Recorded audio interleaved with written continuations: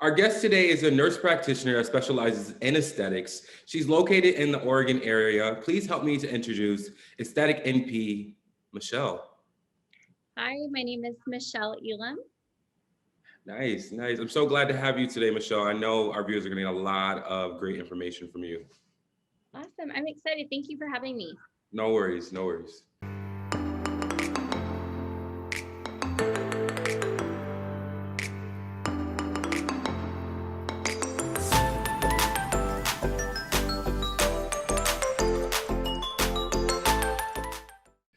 So let's jump right in, Michelle. Tell me, how has everything been since COVID-19 for you?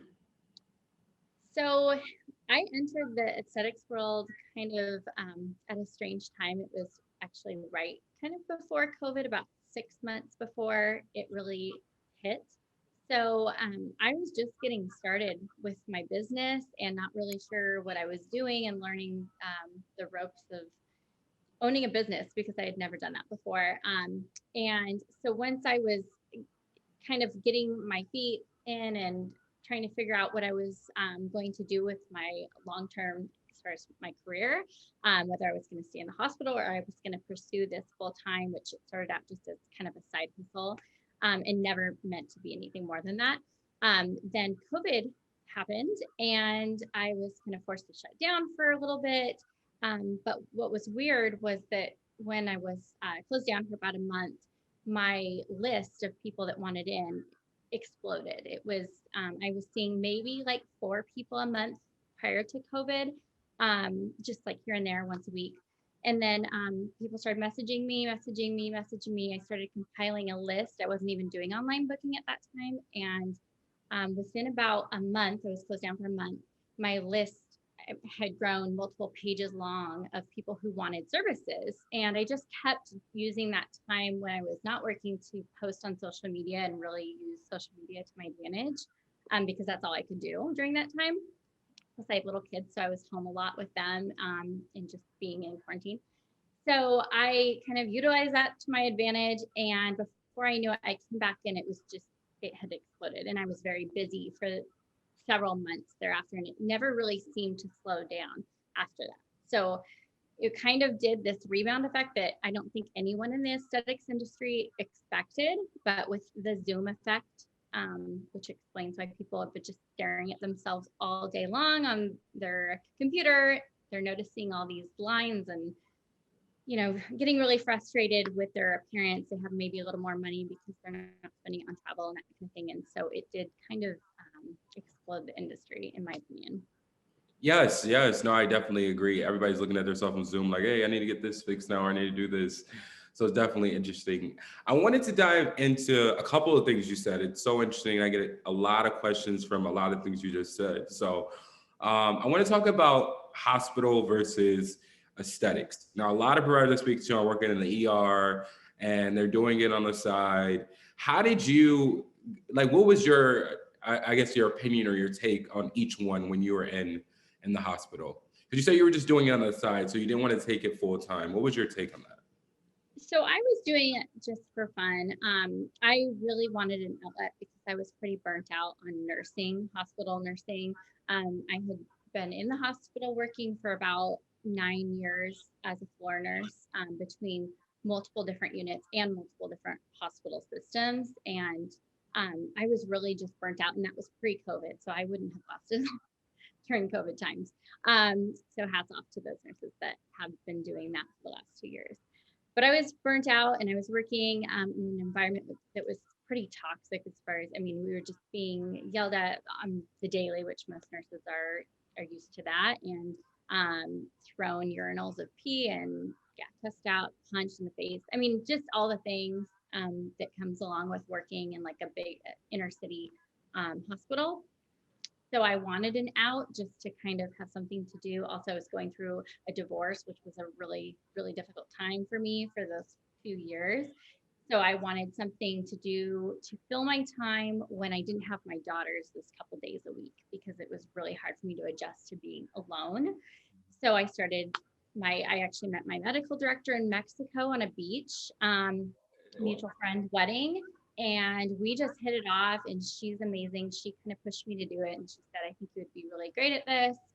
And then she took me kind of under her wing. She is now medical director for many, many nurses, but she is just an absolute angel, amazing friend, incredible medical director. And she was the one who really motivated me to do it and get out. And then what kind of led from the side hustle was I thought, I actually really like this, and I'm not bad at this, I don't think. I think I'm actually pretty good at some of these, like lip filler is probably my favorite thing to do. So I started getting better and better, and just once you become obsessed with something, it doesn't feel like work.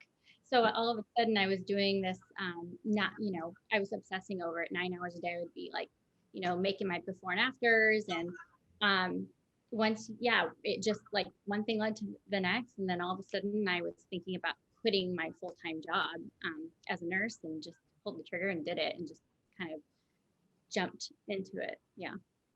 Scary. Yeah. No, I could definitely understand that. Wow, that's amazing. I really truly say when you do become like obsessed, that's when you produce those results. Now now being so new in the industry, how did you have that confidence to kind of start your own spa? Yeah, that was tough. I think that being new, I mean, being a novice in any field is going to be very uncomfortable for the first 6 months, year, even 2 years. I had a lot of learning to do, and unfortunately, I mean, the classes are only to become certified are only like a 2-day class, and that's just barely scratching the surface. So you do a lot of your learning if you decide to go out on your own, just as you go. And that means just making mistakes as you go, learning from those mistakes. And thank goodness I had many, many, many friends and family that, I had to learn on that let me.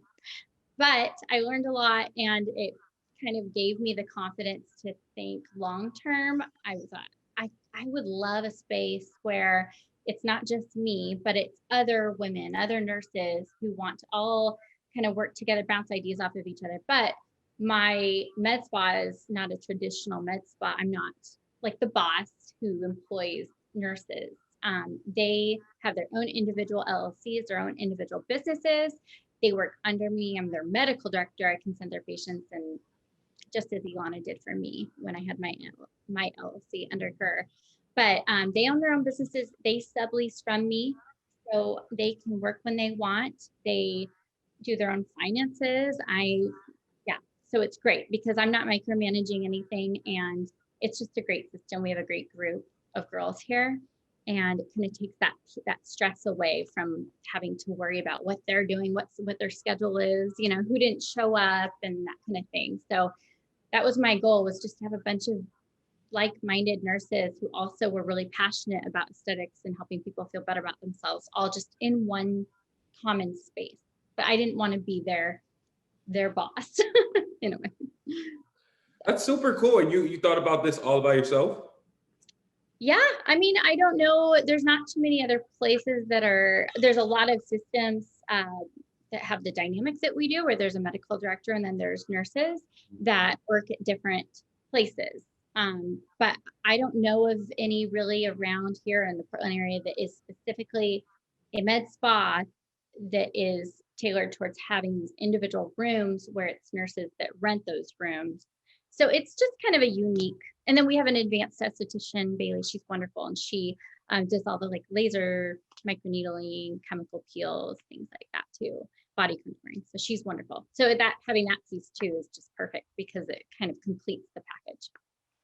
Wow, that's amazing. Yeah, no, that's really great because a lot of times injectors are looking to have like that independence, and like they don't technically want to do their own med spa, but they want to kind of get that independence. So I can definitely see where that could be a great factor for a lot of people that are looking for that. Yeah, it's been great, and we all bounce ideas off of each other. So it's awesome to have the support because it can feel pretty isolating when you're off in a little room by yourself, and your only support is your medical director, who may be like 20 miles away, and you have to call. And we are here. We are very close. So Nice. How big is community in this industry? I think it's a very important piece, but this industry can also be a little competitive, a little catty. Um, there's it's a lucrative industry.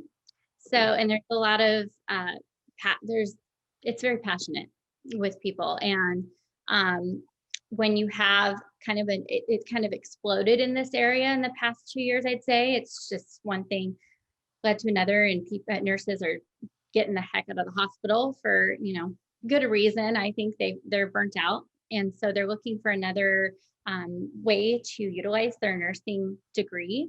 And this is such a great opportunity to be able to go in and make your own schedule and make good money, Yeah. and it's fun. And yeah, I don't think that it's for everyone, but a lot of nurses are finding that they love it.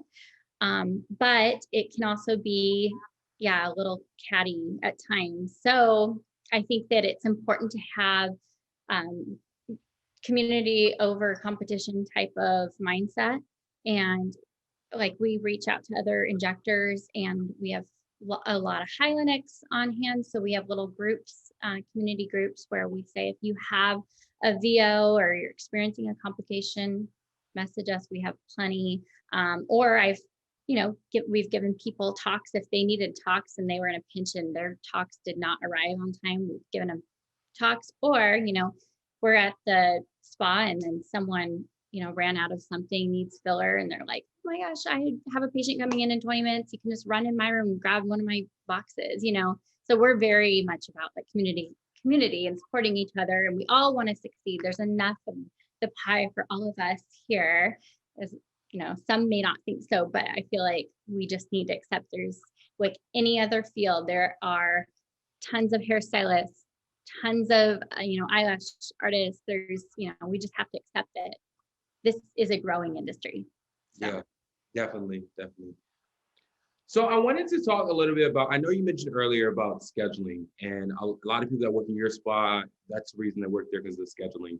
How big is flexibility in this industry? I think that it's one of the pros of this industry, because if you decide to go the route that I went, which is, and you can't, I guess, do this in every state. It depends on the laws in each state as far as whether you can work as an RN under your medical director independently and own your own business independently. But it's definitely a pro in my opinion, because I can make my own schedule. If I need to adjust it for any reason, I just block myself off on that time of day for that hour, or I just don't work those days if I want to go on vacation. It's definitely a pro. Of course, it comes with, the cons of you don't get paid if you don't work. You Yeah. don't get PTO. So, if your child's sick, or if you have cancellations, COVID cancellations, you now have, say, 3 in a day, which is not uncommon this past couple months. You just got to roll with it and just kind of accept it that, it's going to go up and down. And that's just the way that the ebb and flow of owning your own business. Yeah, and I would agree too. Even in all type of businesses, like you have to kind of push it harder, get the marketing better, just to have that influx of clients. You never know, but things might drop, go up, go down, things of that nature. How did you build your marketing list so strong? I know you were talking about it earlier, and that's kind of what made you take the leap to kind of open your own. I never have thought of myself as creative or artistic ever in my life. I don't draw, I can't paint, I don't do clay or anything.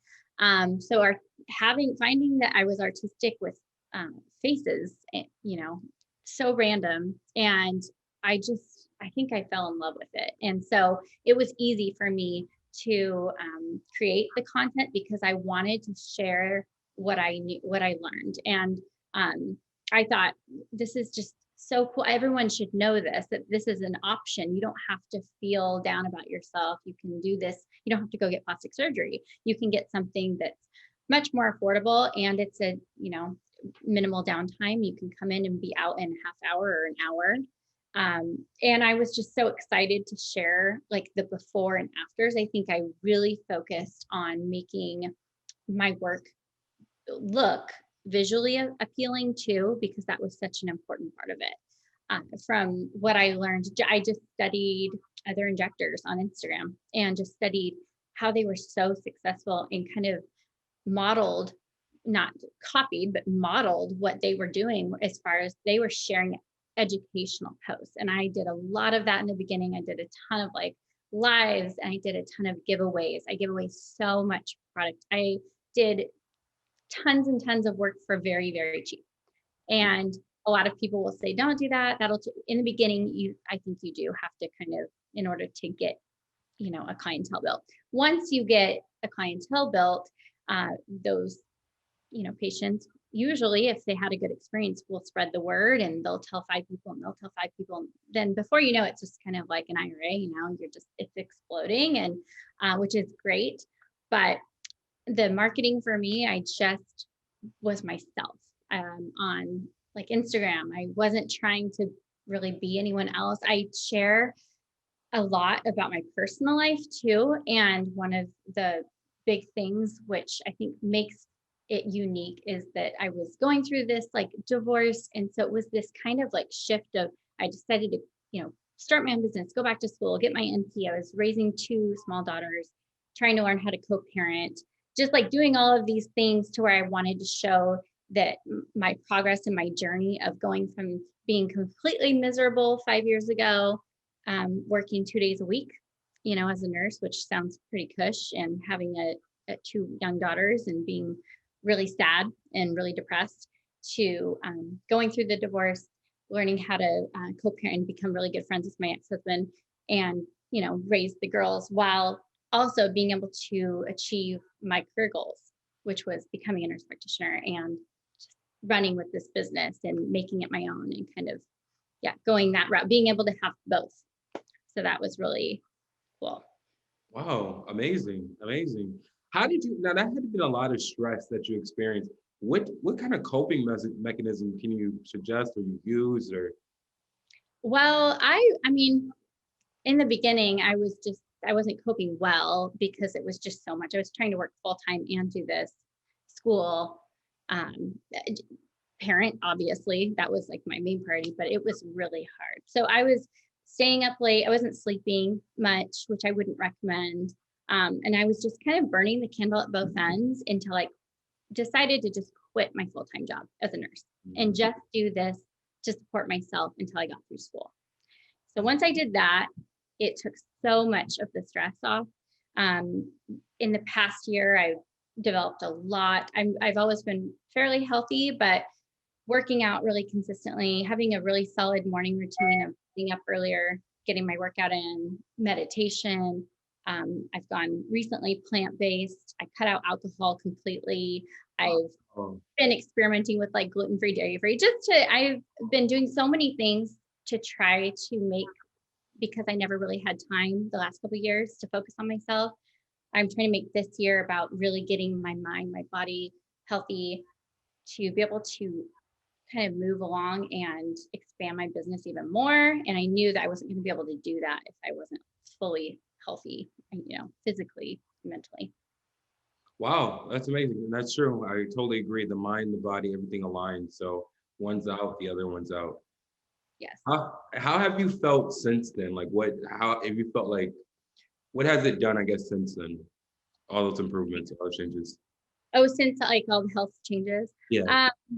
Well, I honestly feel amazing. I know that that's so cliche. Everyone says that when they, do all these things, but I really do. And I think that one of the things that we just don't talk about as a society is like this wine mom culture that I was in for a long time, because that's just how we coped, is just like weekends or nights, at home. It's just like, that's how you wind down.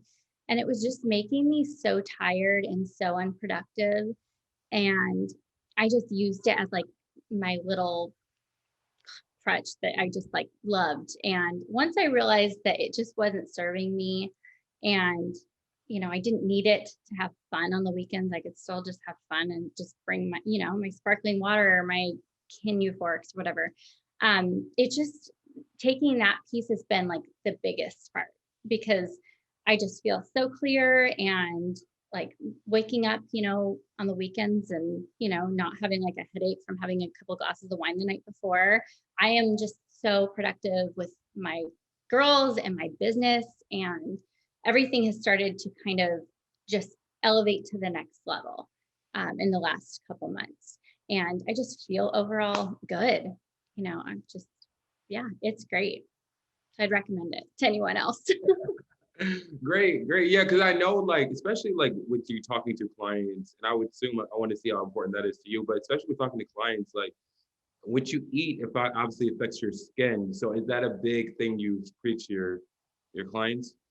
Oh yeah, because a lot of clients are coming in and they're just wanting a quick fix, which we do a lot of education. I take a lot of time to explain that it really needs to be um, multiple different things need to happen in order to address your skin concerns, and that needs to be SPF, that needs to be medical grade skincare, retinol, hydration, supplements, and then also, yeah, diet is huge, if not one of the biggest factors, diet and exercise. So, yeah, and the hormones, of course, yeah, that can contribute to having some skin issues, but as far as breakouts and that kind of thing, dry skin. But I definitely think that kind of using that holistic approach that we're taught in nursing school, that you need to treat the whole patient and not just give them a pill and not just give them a magic, like here's your Botox, because Yeah. that's really, you're not really serving them to the best that you possibly can. You can, the results that I've had with patients and these long lasting relationships that I have with them are the ones that are doing the work at home too,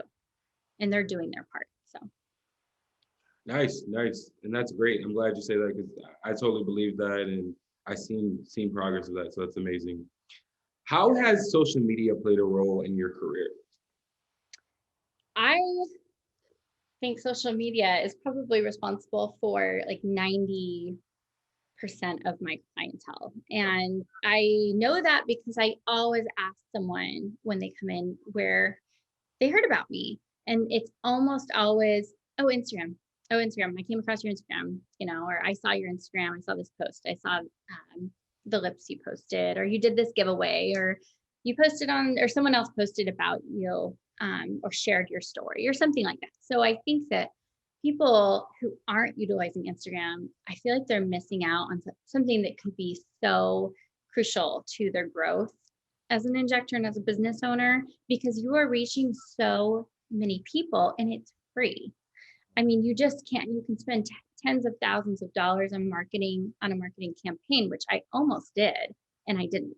And I'm actually thankful for right now that I didn't. At some point down the road, I might do that. But for right now, I mean, Instagram, Facebook, Google reviews are huge. And so I make a big point to really like get those Google reviews, because when I look up anything, if I look up carpet cleaning, near me, it will come up and say, three options, one with 5 stars, and 500 reviews or 100 reviews, 5 stars, probably just going to call that one and not even just kind of skim the rest if they have like 4 or 3. It's just, that's where your eye goes. And I ask people all the time, if they didn't hear about me through Instagram, they say, well, I Googled Botox near me, you came up, you were the first one, you had the highest review, and your reviews were amazing. So I called. So I think that's a huge tool. What you're saying is like one of the biggest secrets in marketing right now. Google My Business is like changing companies and making them rise because exactly what you're saying is exactly what people are doing. So you're definitely onto something for sure. That's good. Yes, yes. How do you keep that balance with social media? Like sharing too much, not sharing enough? Like, is there a balance when posting on your social media for your clients? Yes, I think so. I think that sometimes I post a little too much, and I've always been a little bit of like, I just want to spill everything. And I've never been like a type that keeps stuff in and keeps it private. I just want to like tell everybody everything. And I probably need to, I catch myself doing that, like reel it in. That's really not needed, necessary for you to post that, maybe a little too far. But I do think you should still show parts of your personality, that you are real, and that it's not just like this sterile very kind of bland, like just medical images that you get, stock images that you get off of the internet. Really, it should be unique. It should be yeah, whatever you bring that sets you apart.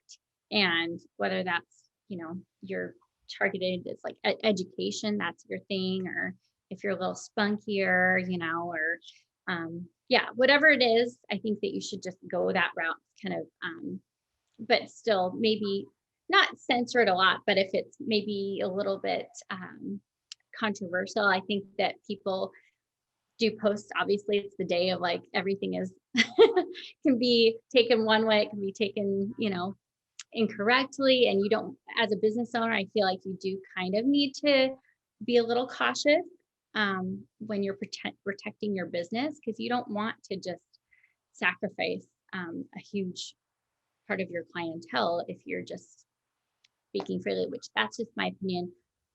All power to some of the other injectors that are very vocal, and that's totally their thing and that works for them. I just am a little more like cautious.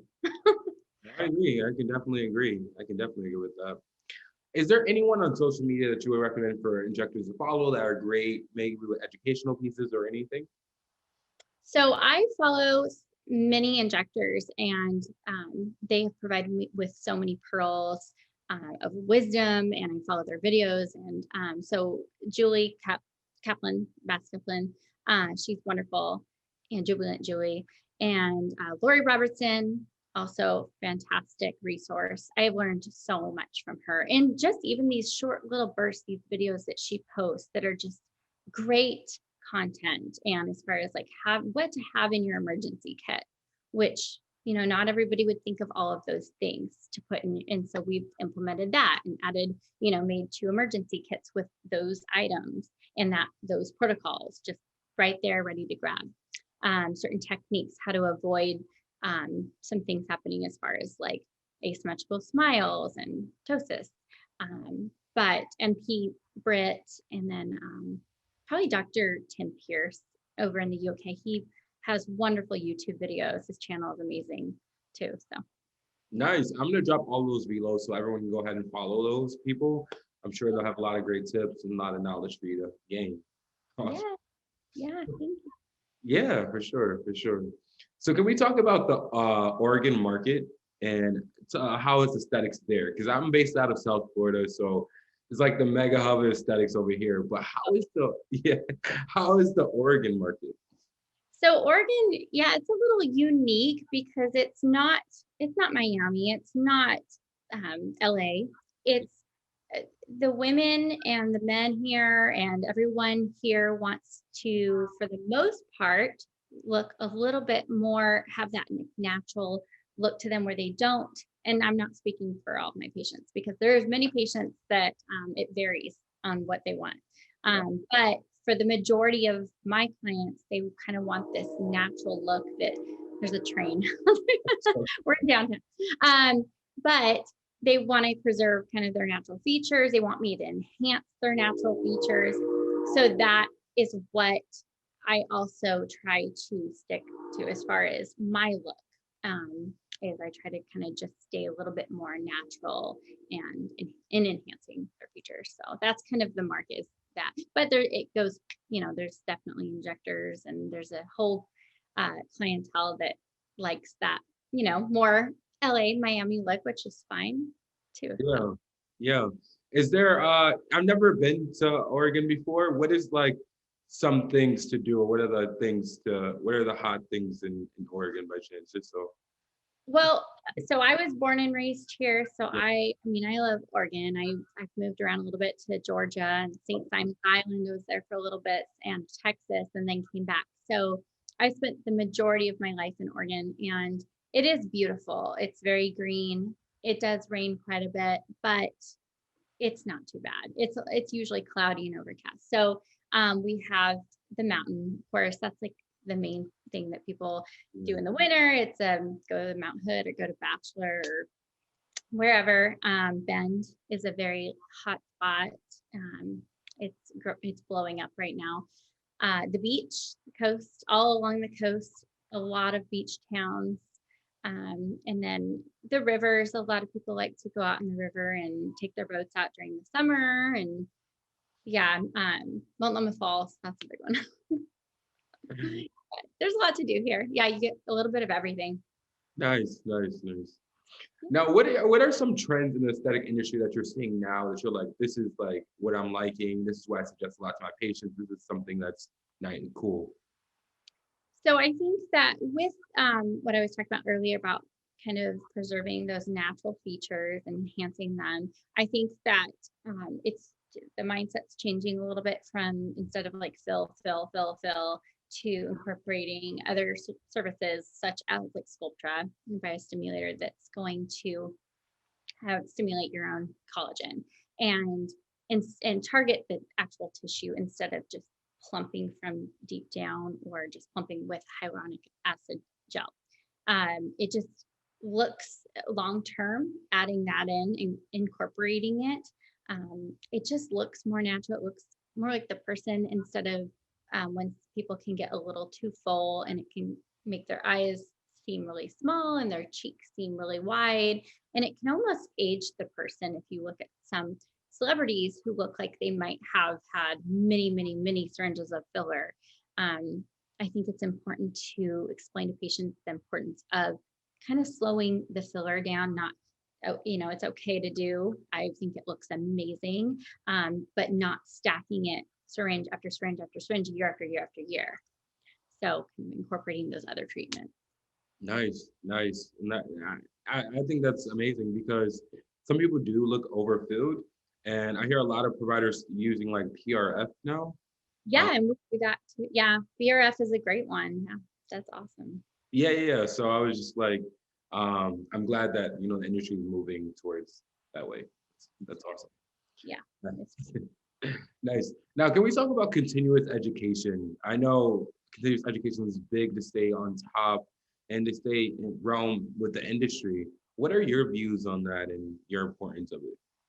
I think it's very important. I think like anything in healthcare, everything is changing and evolving, and there are always new research studies coming out, the latest and the best product. And so I think staying on top of it and not just learning one technique and then using that for like lips has the technique for lips has changed so much, even in the last like 5 years. So learning the new techniques, learning what not to put in the lips and what not to put in certain areas of the face is really important. And, right when we get comfortable with something, it changes again. It's just like your CPR class. They're always, they're changing that up every 2 years. So you're just having to stay on top of it like you are with any CPR class. You need to kind of pivot and change, adapt to the new techniques because it's obviously they're changing it for a reason and they're incorporating the new gold standard for a reason. So we need to do our due diligence and stay on top of it. Yeah, no, I totally agree. I think, definitely the industry is moving. It is still so new that in a couple years or so, they'll have like tighter regulations around that. I think just kind of like other industries. But I couldn't agree with you more. It's definitely needed. Is there any continuous education that you would suggest by chance?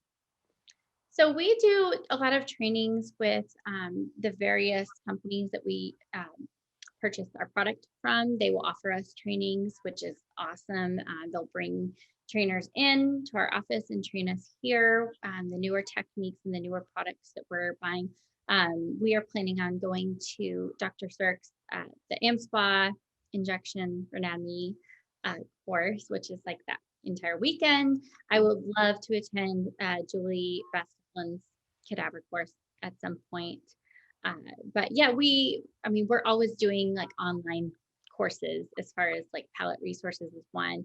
And anything where you can log in and learn something new for a half hour, an hour, even virtually, just staying on top of it, even just on Instagram, like I said, following these expert injectors, they are posting amazing content very frequently. And so staying on top of it, they're not always going to show you the full thing. So you'll log in, purchase a course and that kind of thing. But you can learn a lot from those quick little snippets too. Wow, that's great. And I'm gonna drop all the information below so everybody can check out those conferences. I just came back from the AM Spa conference, and it was amazing. It was amazing. I know the courses are a little different because obviously you guys are providers. You're learning a lot about the techniques, but the whole overall conference of just the people that were there, the education, the trends that we learned, were just it was a really good aspect of the industry. Yes, I'm glad that they're coming back, after the past couple years. Yes, yes, exactly, with COVID and everything, for sure, for sure. Yeah. All right, awesome. Well, thank you, Michelle, so much for sitting down with me, talking about the aesthetic industry. Tell everybody where they can find you and what you have planned next. Okay, so you can find me on Instagram. It's Glow Up NP. It's separated by the underscores, Glow Up or underscore up underscore NP. And our website is theglowupaesthetics.com. And my plan next is to really just solidify what I have going on here. We just opened in October, so still pretty fresh here. But I would love to have another location at some point, whether that be here in Oregon, possibly in another state as well. I'd like to continue growing and evolving. And I think that this model of having multiple nurses where they're able to be their own boss, be an entrepreneur, make their own schedule, make their own money, I think it's great. And I think a lot of people are moving that direction, have more control. Yeah. Yeah, I couldn't agree more. I couldn't agree more. Well, it was so great talking to you, and until next time, bye. Bye. Thank you.